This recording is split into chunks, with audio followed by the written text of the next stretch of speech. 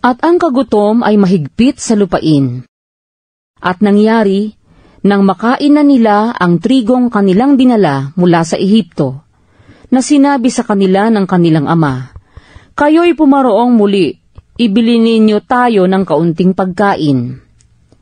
At si Huda ay nagsalita sa kanya na sinasabi, "Ipinahayag sa aming mahigpit ng lalaking yaon, na sinasabi, hindi ninyo makikita ang aking mukha, maliban na ipagsama ninyo ang inyong kapatid. Kung pasasamahin mo sa amin ang aming kapatid, ay bababa kami, at ibibili ka namin ng pagkain. Datapat kung hindi mo papaparoonin, ay hindi kami bababa, sapagkat sinabi sa amin ng lalaking yaon, hindi ninyo makikita ang aking mukha, malibang kasama ninyo ang inyong kapatid." At sinabi ni Israel, "Bakit ninyo ako ginawa ng masama, na inyong sinabi sa lalaki na mayroon pa kayong ibang kapatid?"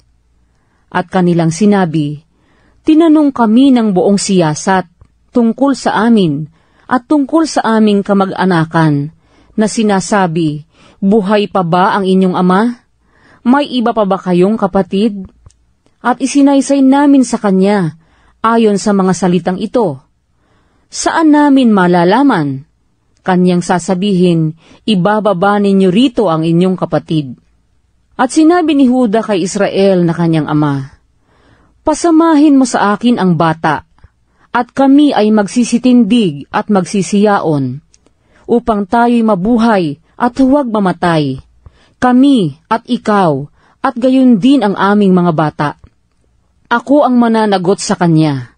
Sa aking kamay hahanapin mo siya. Kung hindi ko ibalik sa iyo at ilagay sa harap mo, ay pasanin ko ang sala magpakailan paman. Sapagkat kung hindi tayo nagluwat, ay nakapagbalik na kaming makalawa." At sinabi sa kanila ng kanilang amang si Israel, "Kung gayon, ngayoy gawin ninyo ito.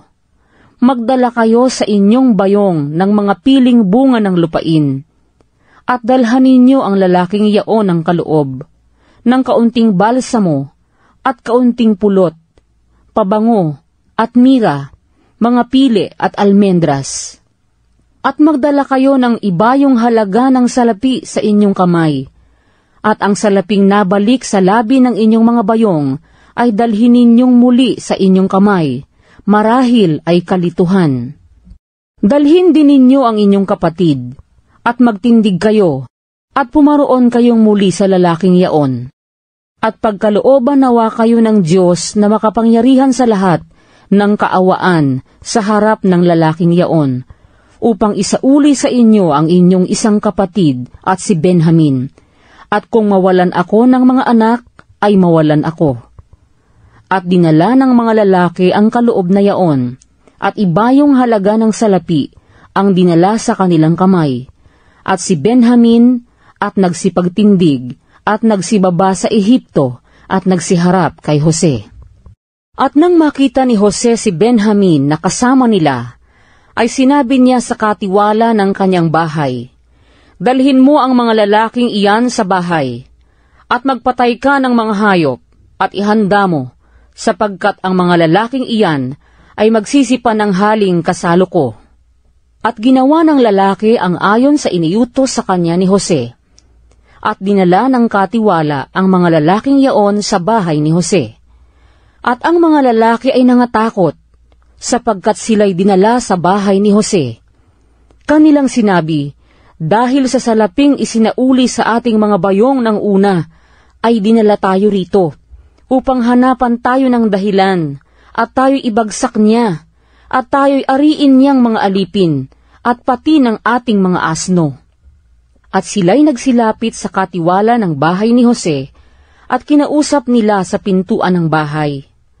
At sinabi nila, "O Panginoon ko, tunay na kami ay bumaba ng una na bumili ng pagkain. At nangyari, nang dumating kami sa tuluyan, na binuksan namin ang aming mga bayong, at narito, ang salapi ng bawat isa sa amin ay nasa labi ng kani-kanyang bayong. Ang salapi namin sa tunay na timbang, at aming muling dinala sa aming kamay. At nagdala kami ng ibang salapi sa aming kamay upang ibili ng pagkain. Hindi namin nalalaman kung sino ang naglagay ng aming salapi sa aming mga bayong. At kanyang sinabi, "Mapayapa kayo, huwag kayong matakot. Ang Diyos ninyo at ang Diyos ng inyong ama ang nagbigay sa inyo ng kayamanang natatago sa inyong mga bayong. Tinanggap ko ang inyong salapi." At inilabas si Simeon sa kanila. At dinala ng katiwala ang mga lalaki sa bahay ni Jose. At sila'y binigyan ng tubig. At nangaghugas ng kanilang mga paa. At binigyan ng pagkain ang kanilang mga asno. At kanilang inihanda ang kaloob sa pagdating ni Jose sa tanghali, sapagkat kanilang narinig na doon sila magsisikain ng tinapay.